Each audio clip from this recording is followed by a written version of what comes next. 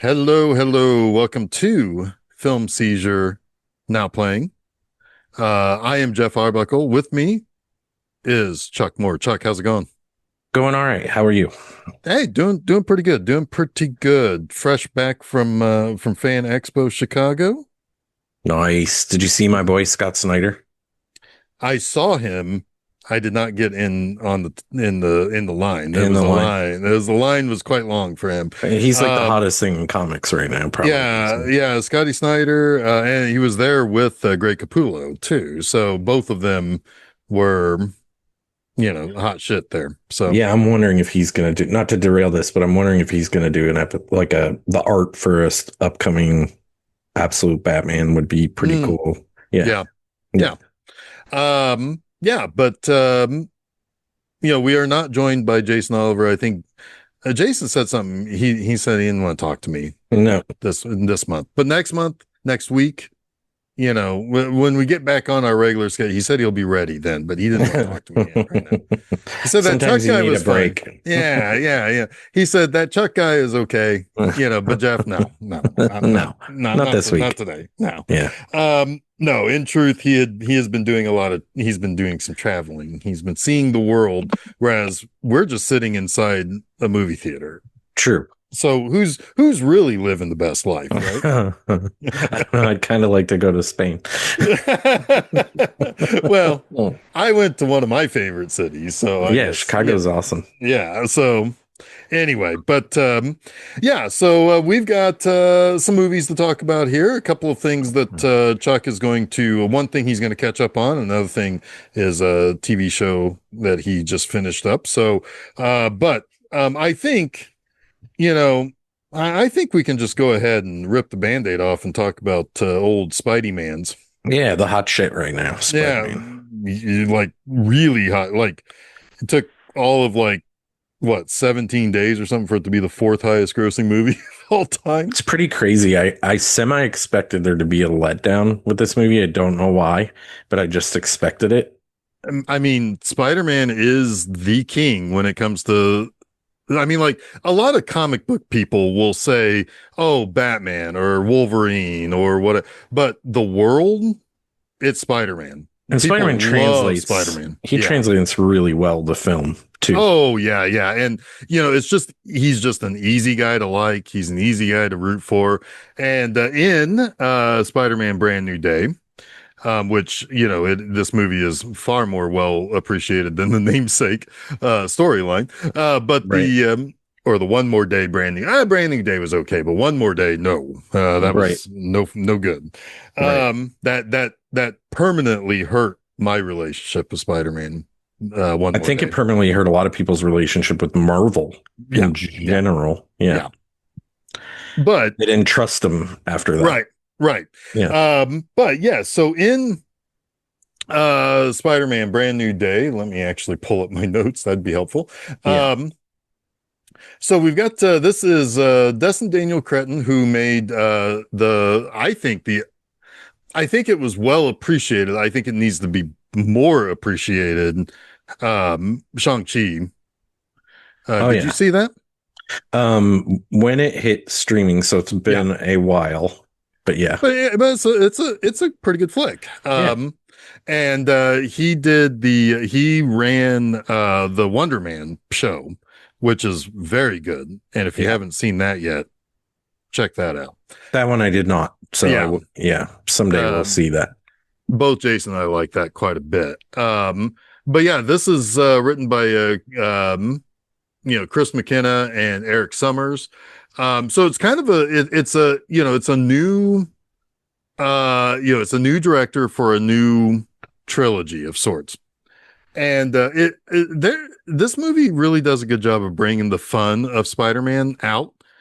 Like, there's this duality with Peter Parker, right? Where it's like there is fun adventure, but then there's like a personal drama going on. Yeah. And that's always been the great thing about Spider-Man. It's like, he just can't be happy. Right. But he's trying really hard to really kind of be good at what he does, to the point where it's like New York loves him. Yeah, and it's like everybody's like, "Oh, Spidey, yay!" And he's like getting the adulation from everybody from except the people he needs it from. Yeah, it kind of like he proves he could be the greatest superhero on earth if he ignores the rest of his life, Yeah, right? Like, exactly, yeah, exactly. yeah. And if Um, he's not happy, he could be the greatest superhero on earth. But it is an examination of what that balance is yeah, for a person, because superheroes are people too. Yeah, yeah, and there's a sacrifice involved, yeah, and I appreciated how the first I don't know 10-15 minutes or so of this movie kind of plays out where in the Marvel Studios logo, you kind of get the quick little catch up of remember that this stuff happened, right. and then you get the time lapse of what's going on since then. And, there's like 4 years or something like that that passes. And it's a really, it's a well constructed kind of bringing you in while giving you action because you get to see him fighting a bunch of villains and stuff, um while he is very clearly going home and sulking all the time. Yes. Yeah, and so I like that. And there's all sorts of like nice little Easter eggs, the little like the comic book cover type stuff I thought was a really clever thing. Yeah, you either love it or you hate that. Yeah, there's people that don't like that. Like that this one was very heavy in like reverence to the movies that came before it. Yeah, but you know what though? I think what most people I've heard that I didn't really think too much about until this one. This movie is much more cinematic than the other three. The first guy who made the guy who made the first three movies, it's a lot of green screen stuff. This Right. actually feels like a lot of location and set type stuff. They really leaned into the capabilities of what you can do with Dolby, It basically, yeah, was what yeah. they were going for. And there's some very cool like upside down shots and like Mhm. weird tricks of the camera and stuff like that. It's neat. There's very neat stuff in this movie, which is interesting. You talked about how there's like that explosion of action in the first 15 minutes. And I do think that's pointed because a lot of the rest of the movie is like Peter Parker investigator, not Yeah, which heavy action stuff. There is yeah, action, but yeah, but it slows down so that the story can happen. yeah, Yeah, yeah, and I do like that Peter Parker investigation stuff. Like I love the fact that he just goes in the Department of Damage Control, sits in an office, and it's like, here's what I'm thinking. right, And it's like there is a little bit of like it translates well from the page. You've seen Spider-Man do stuff like that right. in past comics. I love the idea that Jean DeWolf is a character in this that that's a relatively deep cut. Right. And I Um, love the actor that plays her too. She's in The Bear. oh, She's okay. great. I love her. Yeah. Yeah. But yeah, uh I think I think that there's a lot of really good just a lot of really good fun in the movie. It Mhm. feels good to go into a movie that you hope is going to be fun, that you hope that all that extra noise around this franchise and this studio and all, it just shuts it all off. It's like the faucet has been turned off now Yeah. in terms of that noise and of that stuff that gets in the way of people being able to just enjoy a goddamn movie. But um I like that the other thing about this is we get to see Peter Parker the scientist a lot in this too. Hmm. And that's Yeah, always because he's good. lost his connection to the Avengers and Mm-hmm. all that, so he doesn't have that tech anymore. So he's doing it all himself. Yeah, he's like 3D printing new suits and stuff. Yes. Yeah. Yeah, and he Um, invents something pretty cool. And I yeah, guess he didn't invent it, he improved on an invention. Yeah. right. Exactly. And yeah, and I like the whole idea of like, he is being Spider-Man too much, so he is becoming something different than he wants to be.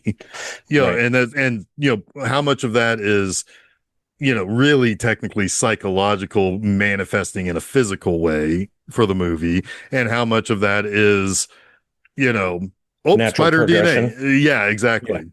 Um, the whole thing about how the organic spider, the organic webbing, and how gross he thinks that is pretty funny. It Yeah, is funny. It yeah. is funny. Um, I think, and Tom Holland, as I liked him a lot in the Odyssey, Yeah. and I mean, he owns this character now. I mean, he has made it his own. It's hard to think of who can improve upon this. He cemented himself in top tier. Like if you had originally thought there's a lot of people that hang on to Tobey Maguire Sure. just because of when it came out and that, like Sure. the first two are terrific and blah blah blah blah Hmm. blah blah blah. But I think Tom Holland has reached those levels, and in some ways he's a better Peter Parker than Maguire ever Oh was. yeah, yeah, Yeah. yeah. I think he's he has struck the balance that Tobey Maguire and um Garfield. Andrew Garfield split. Right. One Yes. was the better Peter, one was the better Spider-Man. Now, Tom Holland has gotten the best of both worlds. I think I said this before this movie came out that Tom Holland on average is higher in both categories. Yeah. He may be below Andrew Garfield as Spider-Man, and before this movie, he may have been below Maguire as Peter Parker, but he was higher in one of them than both of the others, if that makes sense. Well, the sum of those two averages Is higher. is Yeah. higher. Yeah, Yeah. exactly. Yeah, I agree with that. I like John Bernthal a lot in this. His chemistry with between the Punisher and Spider-Man is pretty great. And I'm really glad that they let him be the Punisher for the most part. They didn't soften him. And No. Bernthal has that kind of, he's just kind of funny, Yes. even Oh though my he God. looks tough. Like it's a good balance. I died when he had the Spidey mask on. He's like, yeah. Oh, that was fantastic. That Yeah. big spoiler there. Oh man. Well, yeah, yeah. This movie's been out for 3 weekends. That's a great it's like, scene. That is a yeah. great scene. Yeah. Yeah, because it brings the movie in for a great landing. Yep. Because now he can see he is loved. He and he works his way back into his friend's life in some way. And there's a wonderful scene where they're just sitting around the apartment. And yeah, it's like, oh man, that's really good. It's like old friends coming back together after growing apart. Yes, it's really nice. And, Yeah. and the way MJ is like kind of watching them and like all like them being in their natural kind of habitat, I guess. Yeah. Without him knowing, not Peter, but Ned. Ned knowing really what's going on Yeah. in that scene. It's really good. Like most of that stuff is really good. Can we talk about my major problem with this movie? Is this going to be the spoiler? Yes. Yeah, okay. So we assume, I mean, $2 billion in 3 weeks. We assume most people know the spoilers to this movie by now. So, but just in case, yeah. Go ahead, Chuck. So Jean Grey, Hey, yep. as Sadie Sink, who I think is fucking terrific in this movie. Like She really is. Yeah. Yeah. she's terrific. The problem I have with her, and I know every single X-Men as a young person was problematic. Yeah. But she's a little too evil in this movie for my liking. No, I hear you, and I think a lot of people have that same kind of feel. I think it's going to depend on how they go in the direction here, right? Because let's again, spoilers. She kills some people. Yeah, and it's just to be clear, like that stuff, like she has a revenge aspect to her, and that totally feels earned.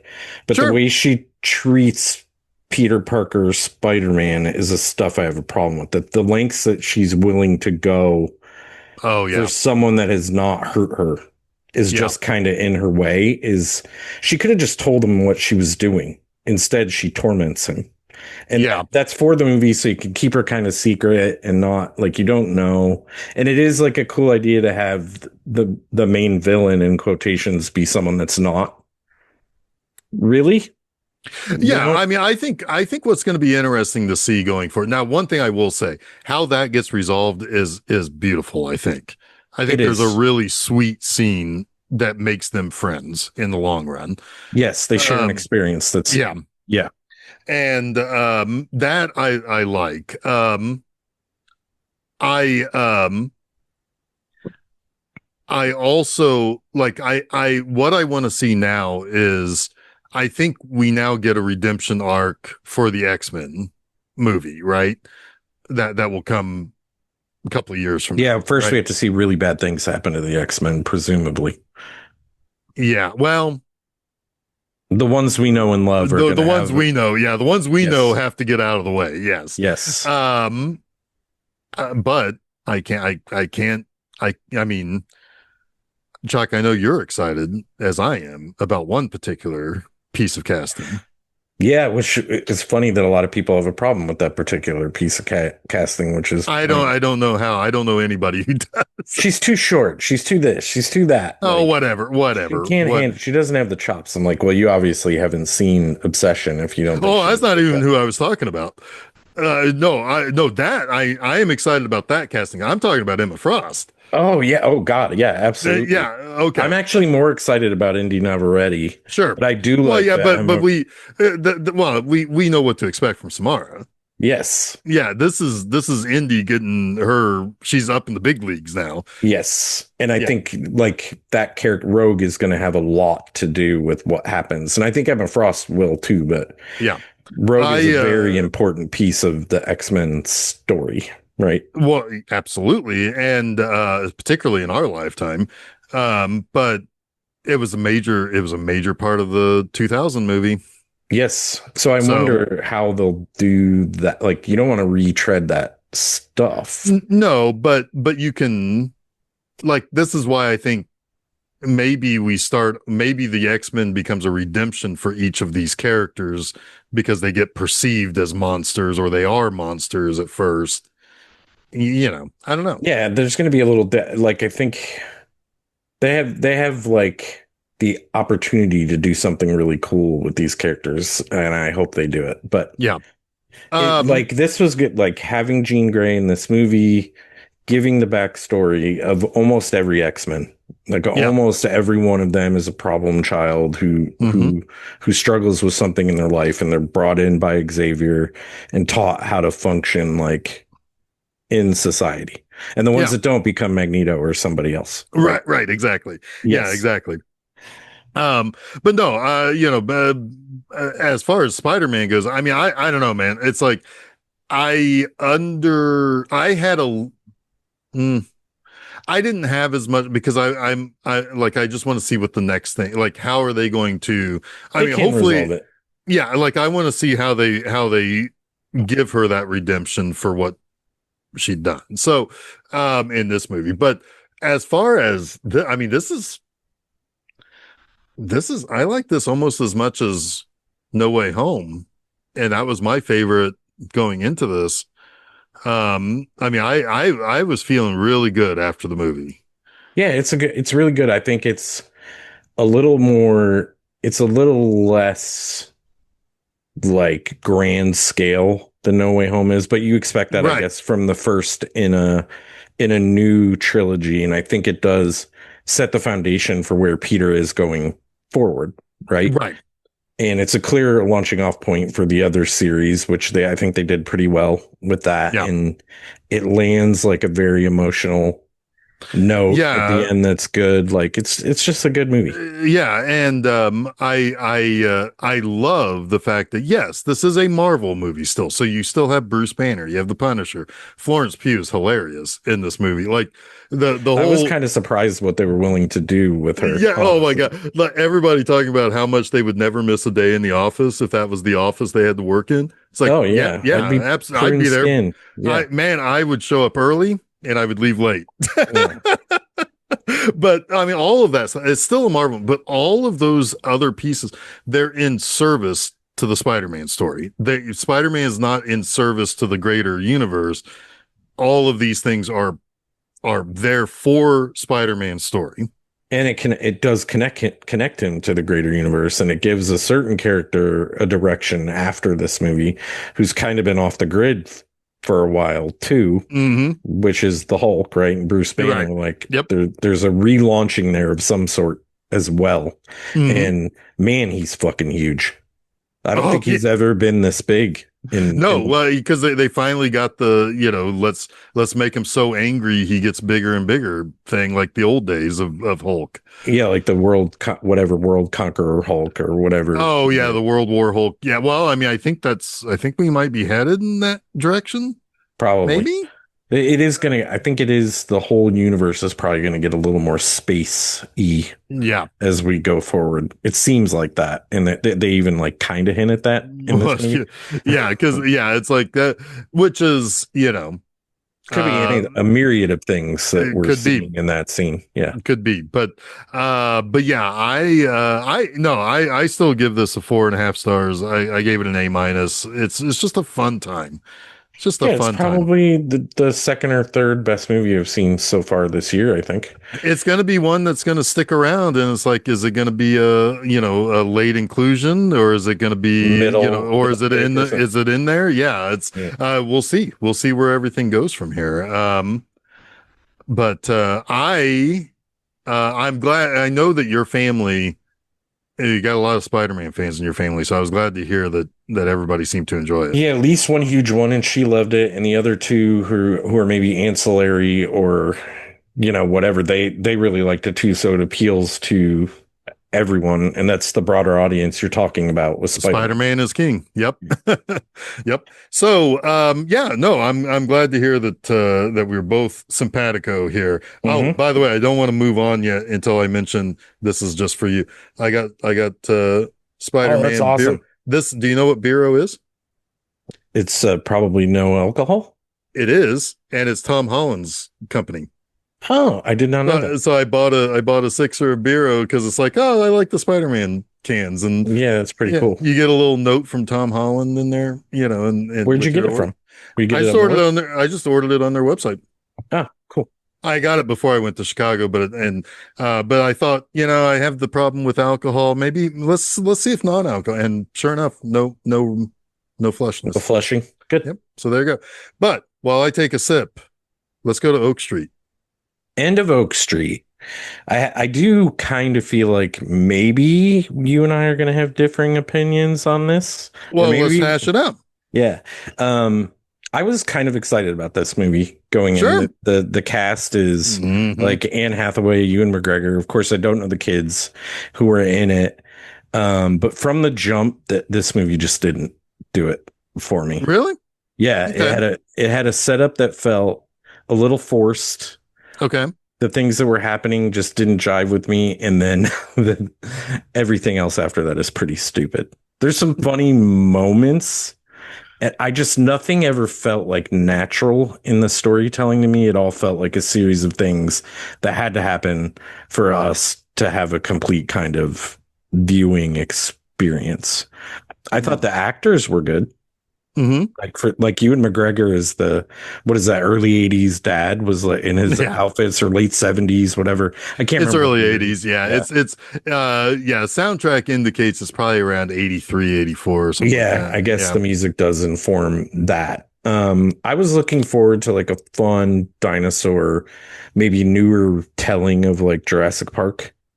Kind of Okay. maybe not at as big a scale as that. It just felt like very disjointed, and I didn't care about anybody.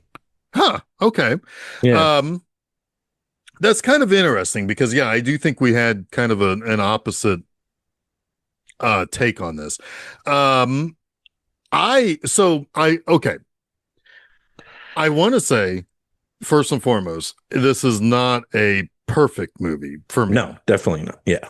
I'm Um, I yeah, would no, probably and slap you if you said it was. no. But I will say that this is probably the best Jurassic Park sequel.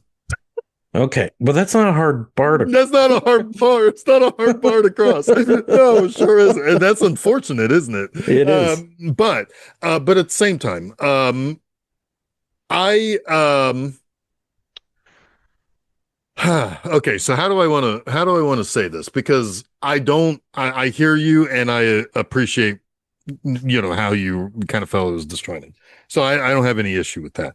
I will say that I enjoyed the movie probably mostly on its aesthetic, Yeah, right? that's good stuff. They do the Yeah, 80s well. Yeah. yeah. Oh, yeah. It is very much. Um, it's probably the most Spielberg movie of the year It with did the it Spielberg movie in it. Yes, that's interesting. It did feel like a J.J. Abrams send up to Spielberg by a different director, but produced by J.J. Abrams, right? Sure, right. That's what I was excited about. Like Yeah, that. Yeah, sorry, go ahead. yeah. No, and I think the things it does very, very well is perfectly in line with that. Like, yeah, it's kind of like watching an old Amblin movie, you have like you have a mother and a father who are kind of in, on the outs, sort of, Yeah. right? You have a father who is not honest, even though he's still trying. It's not a totally like deadbeat dad sort of situation, but he's got an issue that is going to affect the whole family and it's going to break up the family He's probably, a right? fucking 80s man. He's 80s man, yeah. He's That's the way 80. men were in the 80s, Yeah, like and before, right? yeah, They didn't share their emotions, they hid their problems. Like it's right. very on brand in that sense. Yeah. Yeah. I like that the daughter is the one who's very science minded. It's very, very obviously wants to follow in the footsteps of Carl Sagan. Yep. She kind of has an idea of what's going on, while she never actually comes right out and say, see, this, and this is what happened because She Carl almost Sagan. does, and it's She kind of almost annoying. does. She almost does, but she doesn't. Right. But Right. at the same time, you have the son who's the more kind of the sensitive kid, which was a kind of a thing in the 80s, Yeah. and but I will also say there were times watching the movie where I was like, ooh, I don't know if I would have personally directed Ewan Gregor to say that line or in that way.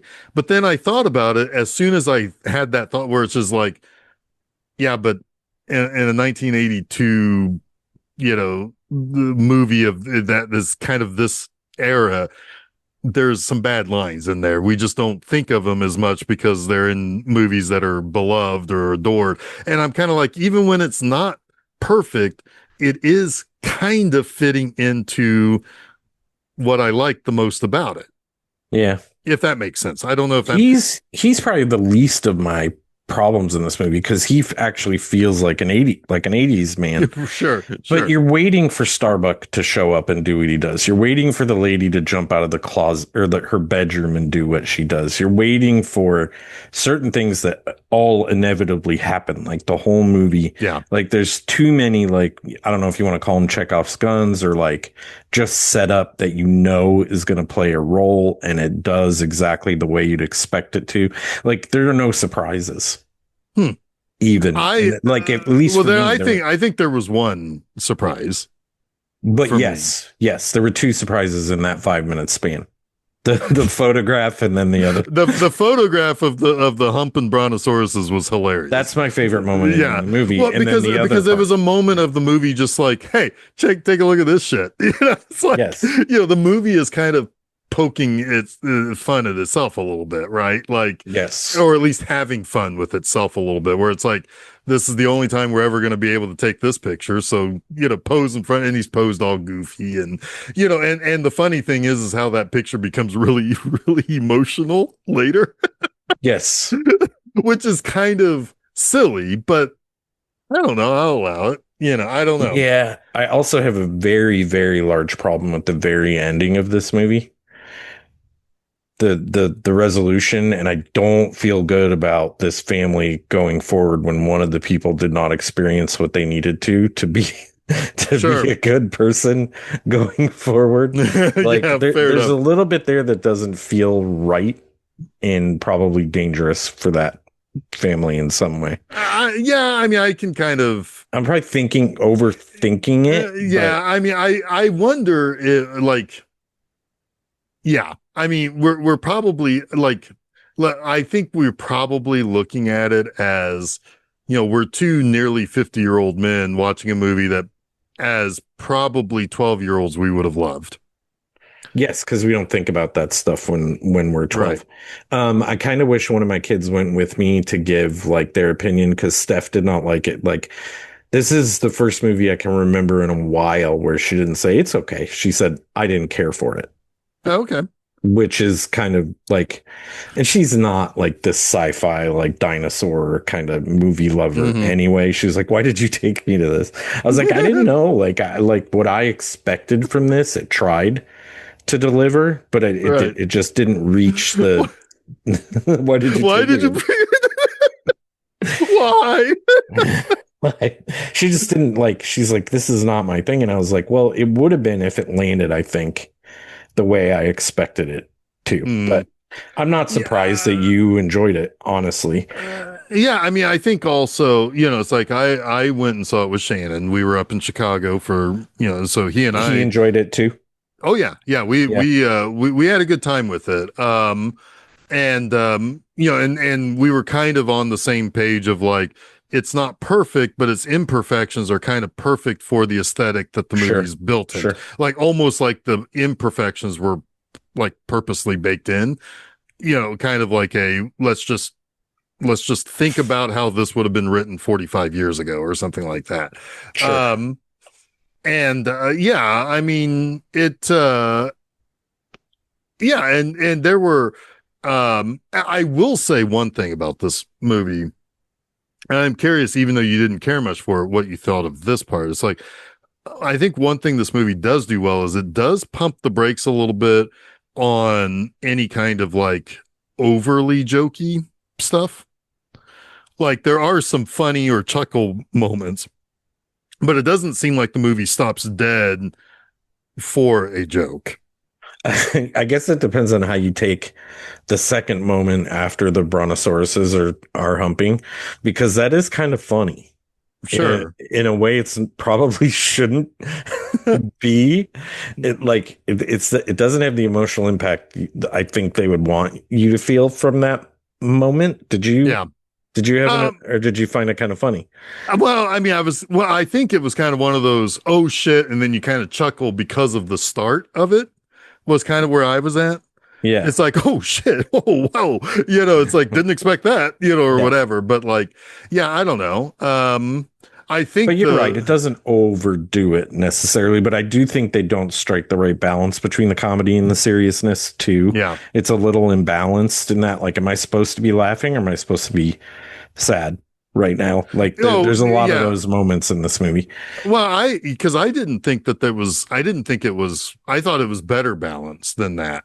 Yeah. Um, just because it's like, I'm used to, a lot more movies like this being more like the Jumanji movies where it's like, oh no, we got to stop to riff for a little bit, you know? But like, not that Jumanji movies are great or anything, but you kind of know what you're supposed to be actually feeling in most of those moments where they Sure, switch sure. gears. In Yeah. this movie, I don't think I had enough of an idea of how am I don't think you need to be told how to feel, but sometimes knowing the intention of what you're watching helps, you know? Yeah. Yeah. Yeah. No, I But don't know. Yeah. I mean, I think I took it too seriously, maybe. But I think it's possible. I mean, it's, maybe it's one of those nobody situations. yeah, it could be. Which was another movie I really expected to like. Yeah. And it just didn't do it for me, which is surprising because I like the principal in that like a whole lot, Yeah. you know? Yeah. Yeah. I don't know. I mean, I had a good time. I mean, I'm not clamoring to see it again, but I had a good time. Sure. Yeah. I mean, I think I was nearly good time for me, nearly a good time for me. And some moments were a good time. Sometimes it's the near misses that cause you to swing farther than you would expect a near miss to be. Like there are times where it's like, man, I almost if it, it's like there was a breaking point in the movie that it almost becomes a great movie, but because it doesn't take that turn, oh, I just didn't like it at all. It's really disappointing Right, yeah, and because you just they left something on the table. Yeah. exactly, and yeah, so I mean, yeah, that happens, for And sometimes these are the movies you like 6 months later, you're like, you know what? I want to watch that again. I don't know why. And then you like it. Sure. Like that happens with those movies you're kind of teetering on. Maybe Yeah. your mood wasn't right when you watched it or what for That's why I whatever say reason. that one of these days I'll watch Masters of the Universe again, and maybe I'll, now that I know what it's going for, I'll have a different reaction than I And they're did. very like, unless I'm categorical, which is a movie I'm going to mention later, like absolutely 100%. I fucking love that movie. I usually give it a day or two before I really like give Yeah. my review because I need to sit with stuff. That's just the way I am. I know some people are like immediately like they know. Me, I Yeah. need to sit with stuff because there's other like considerations that come to me later and whatever. Sure.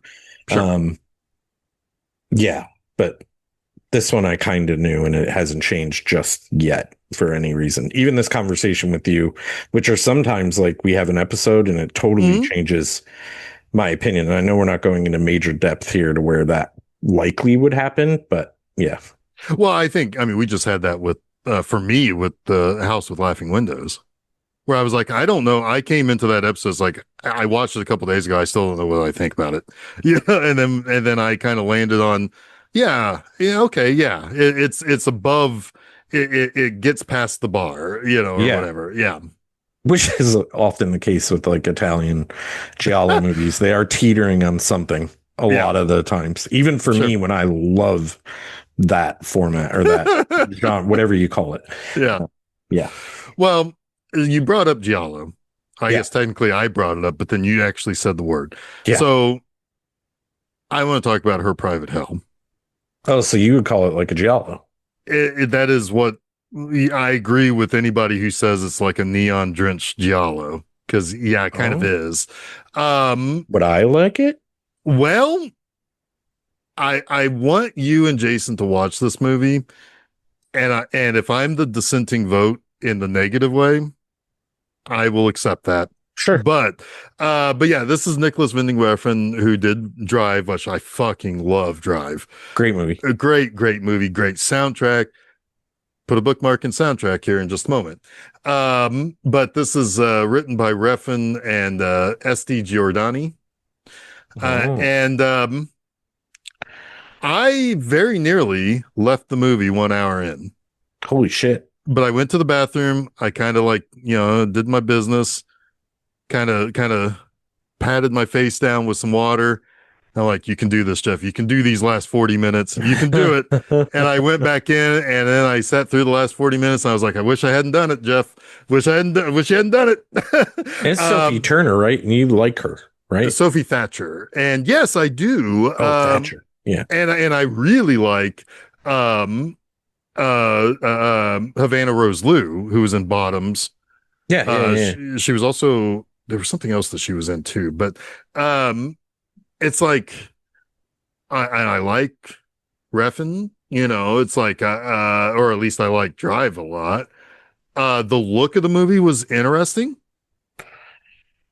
but I don't know what this movie is really about. Like, I really don't. Like, it's a, there's a dreamlike element to it.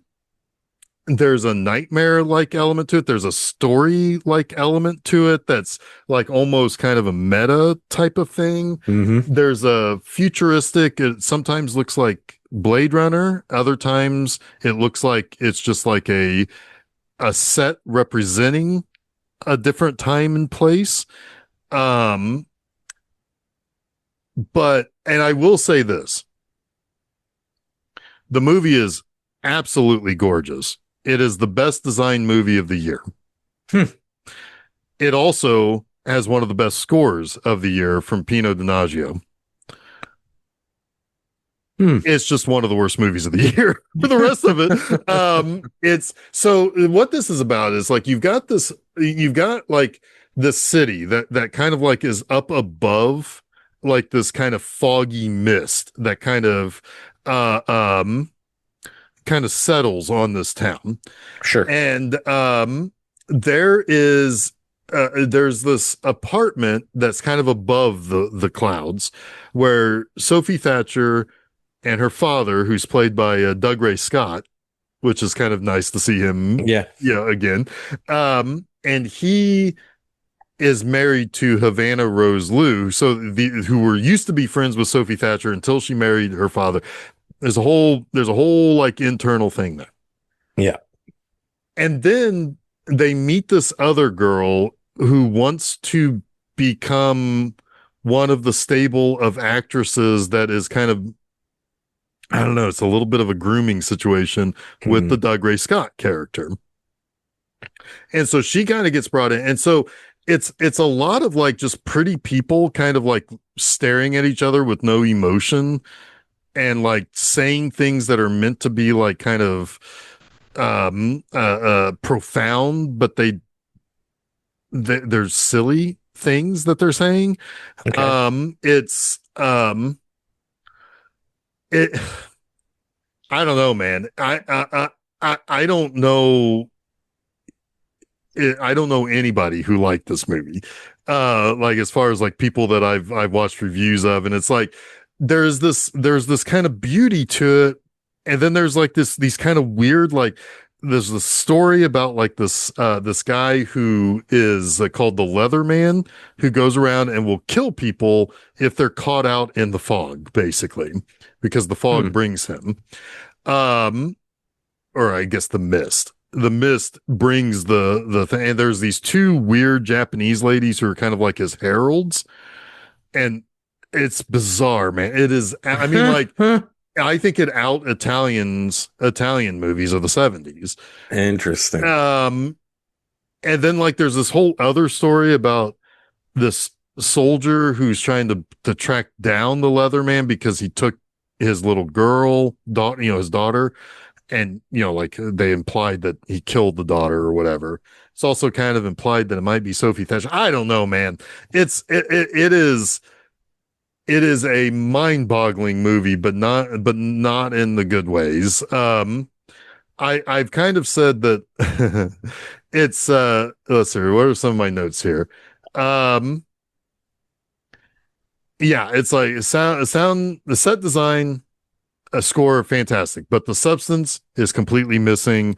And Nicholas Winding Refn does prefer style over substance in most of Yeah. his movies. So okay, fine, but it's to the detriment of this movie for me. But the direction also feels like overly campy to a fault. Um, and what's my note here? It's a movie that on the surface wants to be important, but deep down is just an airheaded bimbo barely able to stand on her drunken feet in 6-inch platform high heels. Mhm. Put that on a poster and put it in the video store or something. Someone will rent it. Yeah. I did manage to give it like a C minus only because of the soundtrack and the look. Every frame of this movie would be a piece I would hang on my wall.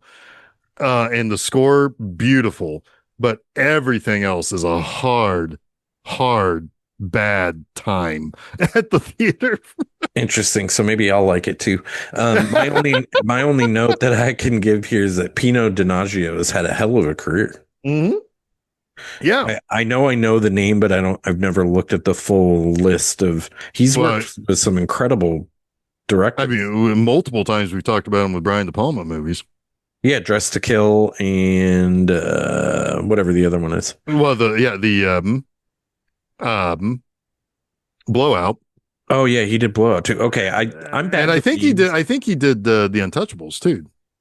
Did he do what? Do you remember what year that came out? 87, 87, 88, somewhere around there. Sirocco Dancers, Phantom of Death. I don't Oh, see okay. Maybe he those on didn't. here. Oh, and maybe somebody else I was thinking. But yeah, he's worked multiple times with Brian De Palma. I know Yeah, that. he's got some stuff in here. Yeah. Body Double and Dress to Kill. He did both of those, Yeah. which is unsurprising because those are like U.S. giallos Yeah, well, and Brian De Palma did. I mean, even Blowout is, really. in a way. Yeah, Yeah, in a I way, would agree with that. it's an Americanized giallo, or Especially yeah, yeah. especially the first scene, and Oh if yeah. I'm remembering, like that is a direct like giallo when they're doing the Well, test. it's also a little bit of a play on Blow Up. That was the Antonioni film. Yeah, yeah, Yeah. So which is interesting. Yeah. But anyway, no, I mean, her Private Hell, I would look at it. I would listen to the soundtrack. I would not want to hear a single goddamn line of dialogue from any of those people's That's mouths. funny. That's Yeah, but it's it's a movie that famously back in Cannes had walkouts. Like it was not well received.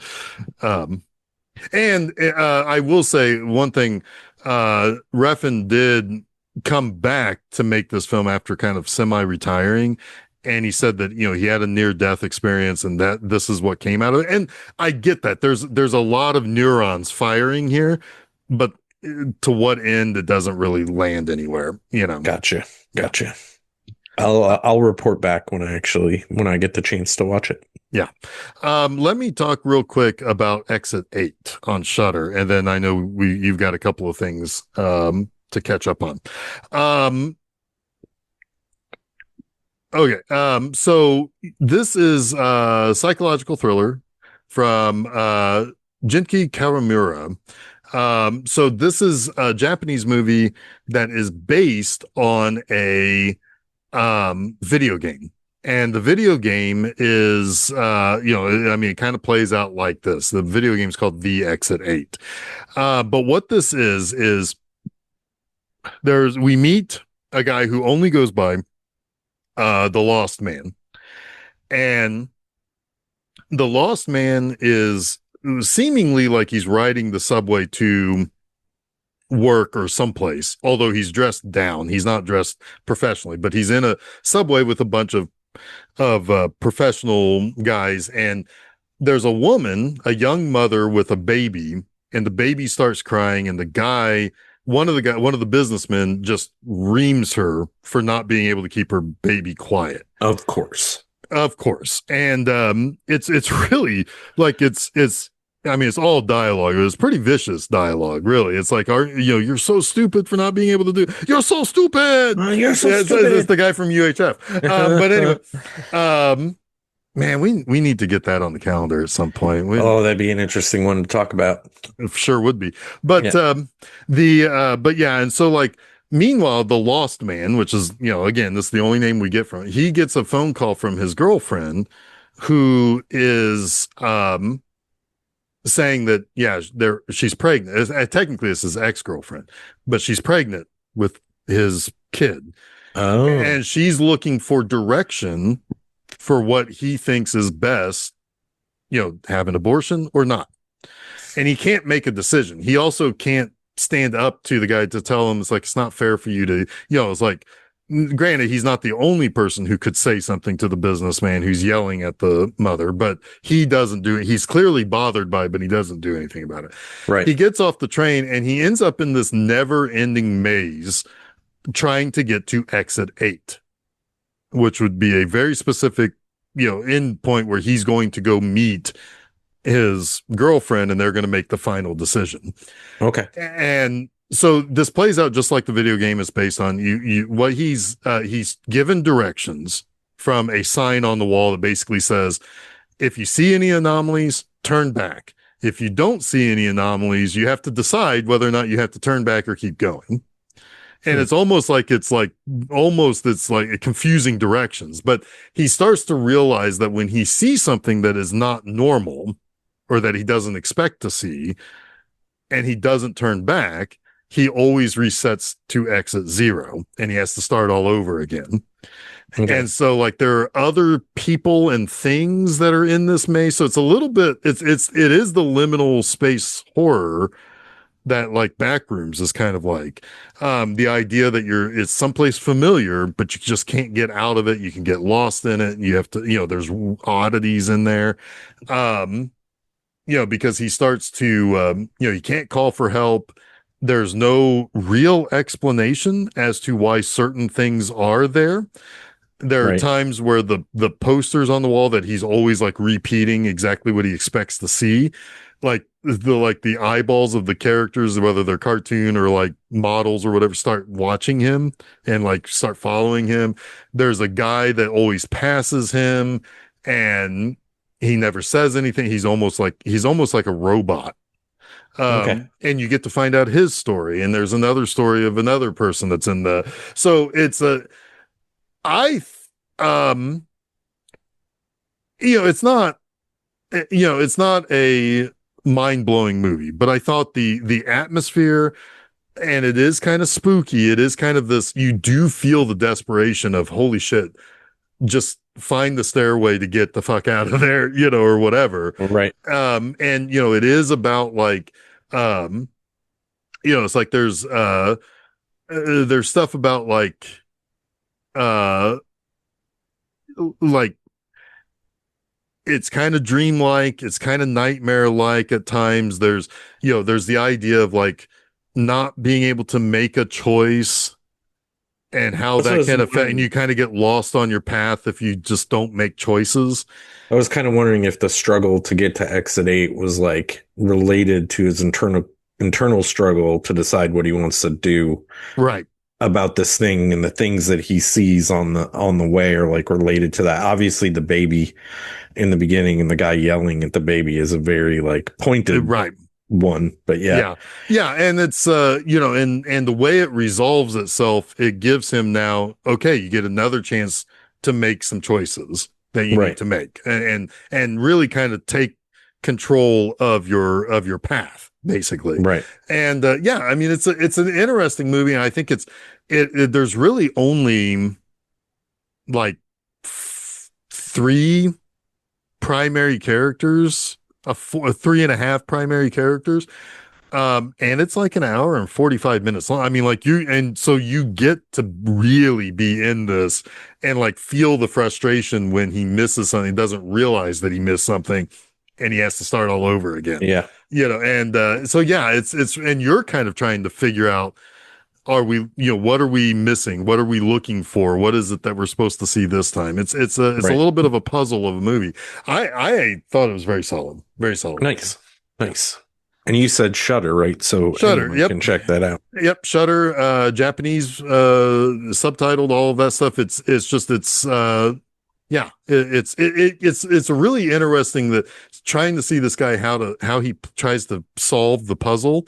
You get to know who he is, sort of, Right. and how, like at first when he first starts to think about like keeping a catalog of things, he almost seems nonchalant or almost like, whatever. Okay, well, I'll play along with you or whatever. But, and it's like you never really fully know for certain at first if he understands the loop that he's in, the kind of the MC Escher, Right. painting that he's kind of stuck in. Right. Which there is also an MC Escher, advertisement for like a museum, like exhibit or something Is it the on. stairs or the birds or No, the? it's an 8, and it's got like the fire ants on it or Oh, whatever. okay. I know that Yeah. one. Yeah. Yeah. So, and then, at some point he's got, like he just kind of keeps passing along. It's like, and then he comes back to, it's like, wait, did that one change? Yeah. And so with an MCS, it's hard to see exactly what would change in it. But, Right. Right. so it is very, I think it's a very solid movie. Is it Korean? Did you say or Japanese. Japanese? Yeah. Okay. Yep. Nice. You want to catch up a little bit on what you thought of the Odyssey? Yeah, I really just want to talk about Zendaya and Tom Holland again. Like Mm. we haven't talked about them enough. Like Yeah. Or John Bernthal. or Yeah. John Bernthal. Yeah, like having a terrific year. They're three. One of them is probably going to be in three fucking huge blockbusters this year if Dune 3 does well. Yeah. Like Oh, and Zendaya. it will. Yeah, and Zendaya's in that. Like, I still have yet to watch them. I wanted to wait until the whole series was out before I decided if I was gonna watch it. I know people have problems with it. Even Jason had Oh, no, problems no. with Jason and I are just not Dune people. We're Yeah. just not. I mean, It's not my favorite thing mm, either, but I'll check it out eventually. But anyway, the Odyssey, I won't say much about it because you did have a chance to talk about it, and I'm a fucking mark for Christopher Nolan. I don't think I've disliked a movie he's ever done, and normally they're nearly fucking flawless for me. what did you? I think most people would put like Tenet down near the bottom, but you're still saying that's a step above a other lot of directors. Yeah. a lot of things. I think my review of the Odyssey on Letterboxd mentioned something like Christopher Nolan should be entering like a very important conversation about directors. Hmm. Like at this point, he should be start to be considered like all time Yeah. great. He's Oh yeah. definitely already considered like modern great. Sure. He's Yeah. approaching some of those old directors that have like impeccable catalogs with maybe one or two misses, right? Sure. Even like changing the game on superhero movies, changing the game on thrillers, like keeping the game the same with practical like the way this movie looks for how he filmed it is Yeah. astounding. Yeah.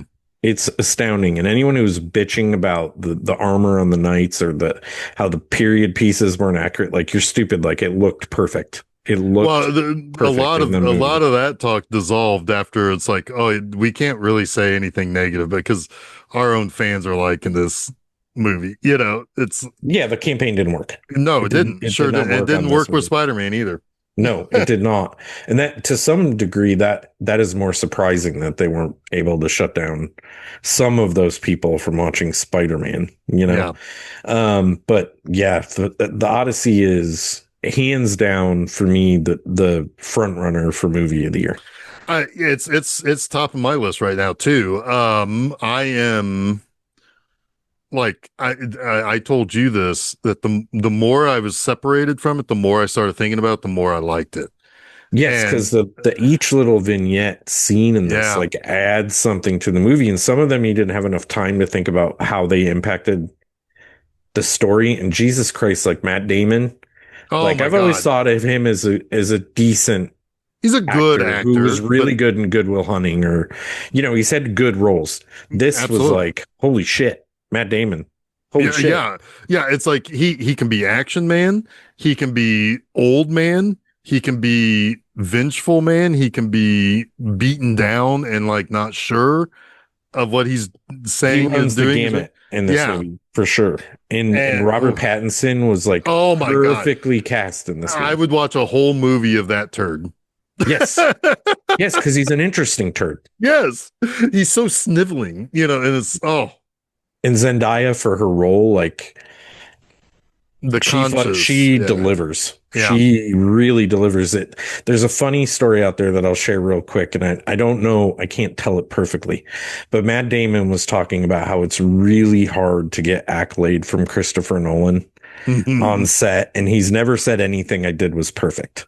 Right. He's like, he said it to Zendaya twice, and she never shot a scene more than once. She came in, she did her job, she was gone. And it's Right. like perfect. Yeah. He's like, and he's never said that to me. And then Anne Hathaway, I think, chimed in and said, "Oh, he gave me a perfect once," which is kind of funny. Um, Have you seen the video on Nerdist YouTube channel where the guy from Nerdist is asking it was Anne Hathaway, John Bernthal, Matt Damon, and Lupita Nyong'o if the quote he's reading is Homer or Homer. So he no, had like a bunch of Homer Simpson quotes, I have and he not was seen like that. mixing in, Dope. yeah, and like they all like were like, wow, Homer Simpson had some pretty good quotes, some really thought provoking quotes. That's funny. No, I haven't seen that. I'll seek that out though. That sounds funny. The and I mean, Cersei steals the movie for about 5 minutes. Oh yeah, her scene is terrific and unsettling and nearly Oh grossed me out to the point where I had to look away. yeah, And the sound design and goddamn, this movie is loud. yes, but It's it's loud. okay. But it's okay, It never like was uncomfortable, but it's right? loud. Yeah, Like and it's I like saw it in Dolby, and whoa boy, me too. Me too. Yeah. yeah, I had to, like, if I yeah, couldn't see it at the museum in 70 millimeter IMAX, like I was gonna see it in Dolby. yeah. The and I loved how that scene resolved it. It was just let's just talk this out, and give me back my men and send me on my way. Give me And the I warning won't if you murder need you. to. Yeah, and I Yeah. won't murder you, but we can talk this out. Yeah. Yeah. Because he kind of understands her position and he's Yeah. been beaten down by, like, they're almost in similar Mm-hmm. situations and he kind of understands that. And he Yeah. really is just trying really hard to get home.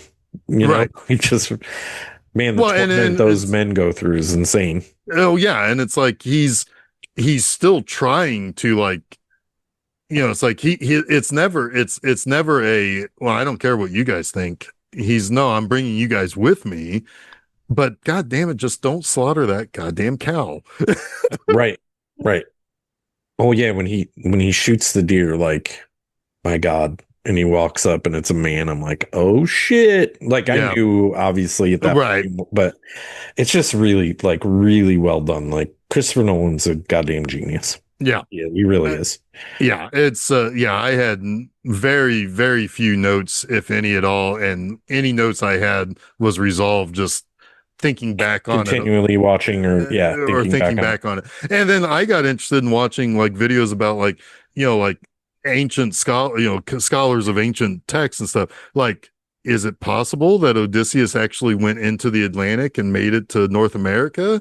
Because like it's really hard to be lost for 10 years in the Mediterranean, and Greeks would have known that, so Right. so it was Homer trying to expand, the scope of the, of the Right. story.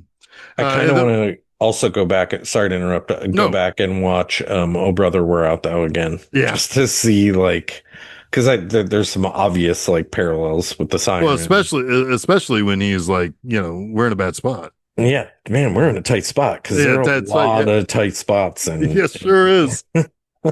Yeah, and this movie had me with any attempt to make a monster, even if it is reasonable, like it's a Christopher Nolan monster, so there is some grounded element to it. The right, Cyclops isn't a Cyclops; he just has a sideways face he's a with big man. normal. Yeah, yeah. Yeah. What are we talking about here? Yeah. But no, I wanted to ask you also. Did you also feel like all of the scenes with Matt Damon are like this is a horror movie, and don't you now want to see a horror like a real like gross horror Okay. movie with him at the helm? Yes, and I think there is talk about that Let's happening. go. I've kind of heard that. And yeah, I mean, this it is a horrible situation that Yeah. they're it is horror, right? Mhm. Like the Odyssey is a lot of horror. Just and Christopher Nolan treats it the right way. So yes, Yeah. I do feel that, and I would love a true horror movie from Mhm. him. Absolutely. One person I don't think I spoke enough about, John Leguizamo, also is fantastic in this. Surprising as hell, like how good he was in this. Yeah. Yeah, just There's not a bad performance. every piece of casting is perfect in this Yeah. movie. Yeah. Yeah. Yeah. Really, really, really good movie. It's Maybe the best nearly movie of the year. I highly doubt I will like anything better. I Something know, and I know you like. Yeah, I mentioned briefly. It's like it's going to be Nolan versus Godzilla again, probably yeah, because I've got yeah, minus zero. yep, I honestly like I fucking loved Oppenheimer and I like this more yeah. than I'm not. You're not the first person I heard that. yeah. Yeah, and I think the scale helps, right? Like I want to watch this again right now. I don't know if I want to watch Oppenheimer again for a while. You kind of don't need to. Yeah, I don't There's a need to. I scene in got the story. Oppenheimer. There's two scenes in Oppenheimer that I would like to watch again. Sure. The middle of the movie and the very end. Yes. Um, but yeah, like the whole movie, like I would go back. I even said like if I have the opportunity to go see this in IMAX, I will do it. I just Hmm. haven't had it yet. So Right. Yeah. All right. So before we get out of here, you have a TV show you want to talk about, and I have a real brief thing I want to talk about a TV show. do you want to go first or you want me to? Go for it. Okay, so I finished The Bear Yes. last night. I think this is a pretty popular show. Honestly, kind of surprises me how popular it is because it's kind of like a culinary show where half of the episodes are way too anxious. I don't know. Have Mm. you seen any of this? No, but I know I like a lot of the people on the show, but I just didn't. I mean, I'm not really much of a episodic TV I guy. know that. I know that, Yeah. but I didn't know if this like with the people that are in it would have hit like maybe I'll check it out. Um, it's a lot of characters that are beaten down by the world that kind of get their self actualization moment Hmm. at the end of a season in the middle of the show, and then a higher like kind of version of that at the end of the show. Um, it's a show that's very difficult to get through episode to episode because of how anxious it is, but the payoff is fucking tremendous. Like the very end of the show is so good. Like you just like I don't cry a lot on episodic TV. Like Hmm. this show in the last two episodes like made me well up like four or Yeah. five times. Um, I don't want to say too much about it other than the performances are terrific. You have three principals: Evan, who played the Thing in Fantastic Four, Oh yeah. Yeah. Hmm. Alan White, and Io. What can I Oh remember? yeah.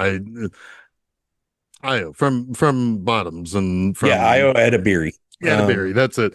I always forget if there is an Edda or if it's just a berry. Yeah. Anyway. Yeah, and then Eben Mossback, Yeah. just so I get Yeah. these all right, and Jeremy Allen White, like as well as the woman who plays DeWolf. Gene DeWolf. Yeah.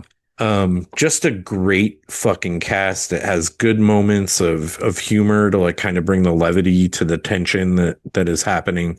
And it just lands in a great place. I couldn't recommend this show enough. Like it's terrific. Yeah. Excellent.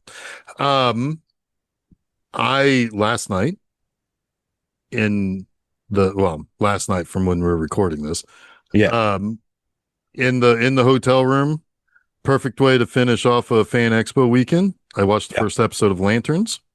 Nice. I like it. It is not what you would expect. I'm sure there will be Hal Jordan fans who are not all that happy because he is very grizzled. But this is going to be, I mean, it's Space Cop True Detective. I was gonna say it looks like a detective show It with is. some cosmic like shit Mm-hmm. going on. Yeah. Yeah. Um, yeah, a little town in Nebraska um, has a murder scene, and Hal Jordan finds out about it, and he freaks out about it because it is relative to how he got the power ring. And then he's also training John Stewart. To And, take the ring, right? yes, and Yeah. so there's three time periods that are going to play out. The episode starts in 1996 when he first kind of exposed himself as the Green Lantern, and John Stewart's watching at home the interview that he's Okay. talking about this, and then there's 2016, which is the main part of the show, and then What's there's happening now? something that's happening that ends in 2020. So I think each Oh, episode is okay. going to hit at least 2016, 2026. So that is True Detective. Like the first season, at least, is how that. I don't know if you ever watched that, but there was like No, I know multiple that time there's, periods. yeah, I knew Yeah. that there were time periods and stuff. This is, Damon Lindelof, is behind this show, as is Tom Oh, King. okay. So yeah, it is a very different take on, it's very grounded for the Green Lantern. But as I was kind of talking this through with Shannon last night, also, it was like, I was telling him, it's like, I think this is the way you have to kind of, the Green Lantern can be very silly. And we've seen Guy Gardner, and he is We've very seen the silly. silly Green Yeah. Lantern. Yeah. And Hal Jordan, it's hard to really say exactly how good of a character Hal Jordan is because he's had so many different things go on Right. in his history. But like, I like that. I like this kind of animosity between Hal Jordan and John Stewart. It works really, really well. Yeah, like that is definitely a show that I plan to check out. Does this actually connects to the DC universe Mhm. too, right? Yeah. Mhm. I will Yeah, definitely watch that. because Guy Gardner will show up later in the 2026 segments. Yeah, because if you've seen enough of the previews, like, yeah, that he comes in at some point and is talking Okay. to one of them. Yeah. So yeah, it's yeah. I think it's a very interesting story. The mystery is nicely set. Um, you gotta go out and figure out what's going on here. So Awesome. I'm looking forward to it. Sweet. and one last thing, rest in peace, Hayden Panettiere. Yeah, that's sad. Yeah, very sad. Were you into Heroes when it came on? Oh man, huge. Yeah. Yeah. Yeah. That Save was, the cheerleader, save the world, man. That was a yeah. great slogan for or whatever you want to call that. Like Yeah, whatever draws you in. yeah. Yeah. And yeah, because then you had all of these disparate characters that had to try to figure out what that meant. Yeah, and Yeah. it didn't land great like the end of the show, but the No, first season was really, really good. Yeah. yeah, it really was. And there was like some true horror stuff with Zachary Quinto, and Yeah. I mean it was good stuff. And yeah, it was sad. And I know she's got the connection to the Scream franchise as well. Yes, Kirby. But yeah. Really Um, sad because I was kind of hoping she'd be back for whatever the finale is of that series, if that ever gets an actual finale. right, right. But yeah, But anyhow, yeah, I think we did it. we did it. We did it. Yeah. Next week, Facing the Crowd. Okay. That is on August 26th. So go over to filmseizure.com. That's where you can find all of our episodes, including this one and that one, The Face and the Crowd. And yeah, and then also same place, filmseizure.com. This upcoming Monday, the penultimate episode of Monster Mondays, Damn. The Monster Squad. Nice. Wasn't gonna end the show without talking about that. Yeah, you gotta. Yeah. Just fun times with the monsters and the whatnot. Great. Yeah. Great so movie for kids. Yeah. really is, even though you could probably, some parents may argue against that. These days they would. Yeah. Absolutely. But for our generation, hell yeah. Yeah. Yeah. So yeah, go over to filmseizure.com. Like I said, that's where you find all of our episodes, where you find all the places you can follow us on social media, and all the places, all the various podcast places you can listen to the show. This upcoming Friday, the penultimate release of Camp Crap About a Wipe. This is the last time. This last time for you to hear, because we've already recorded next week's episode. Yeah. Hell of a Summer, which I know you thought was at least kind of fun. I know Jason and I do not like this movie. It was like two and a half. Like it did some things I liked and like otherwise unimpressive. Let's just say that I'm glad that I decided that The Final Girls was a better title for the last one, with final, instead It's absolutely of a better movie. right. Yeah. Yeah. Yeah. Anyway, yeah. So, so I guess we'll talk about some Andy Griffith craziness next week. And until then, I am Geoff Arbuckle. I'm Chuck Moore.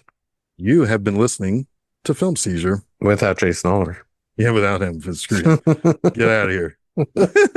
Don't come back.